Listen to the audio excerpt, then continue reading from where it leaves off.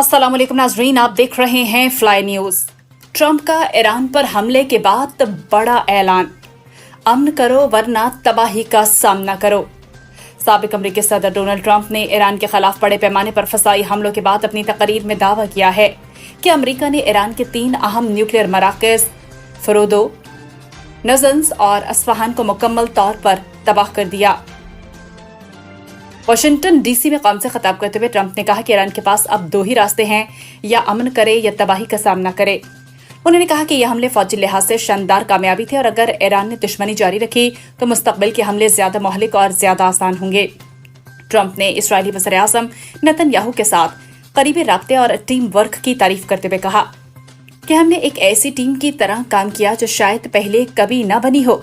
उन्होंने अमरीकी फौज, पायलट्स और जनरल्स को खराज तहसीन पेश किया और आखिर में कहा कि अल्लाह मशरिक़ वस्ता की हिफाजत करे, अल्लाह इसराइल का हामी हो और अल्लाह अमरीका का हामी हो।